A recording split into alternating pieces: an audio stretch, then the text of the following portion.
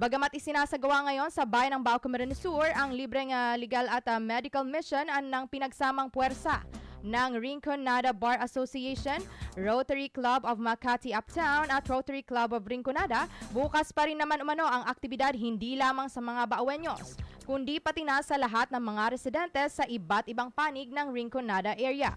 Ito ay ayon mismo kay Attorney J. Panambon ng Rotary Club of Makati Uptown na siyang isa sa mga tagapangasiwa ng naturang aktibidad na nasinimulan na kaninang alas 8 ng umaga sa Bao Municipal Hall. Pakinggan natin ang parte ng naging pahayag ni Attorney J. Panambon. Buko sa natin exclusive sa mga taga-Bao. Susapon kaya ako di pa ng serbisyo ng taga-Bato at kuman mga pasyente sapo na pwedeng mag-iyanguan. Pero normally naabot kaming 1 or 2 o'clock kung nagpapasyente. Pero kung nada naman, saka uwi na doktor, di naman kaya, medyo pupunduan tanata.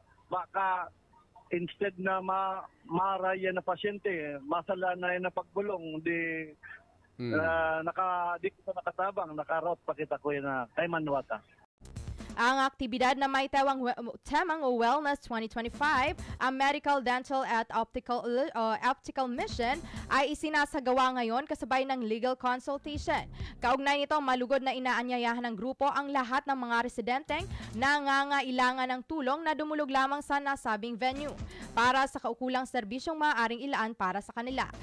Ilan pa sa mga maaaring ma-avail ng mga residente ang libreng gupit, libreng gamot, salamin at wheelchair. Bukod pa rito ang giveaways na ibinibigay sa mga nagpapakonsulta.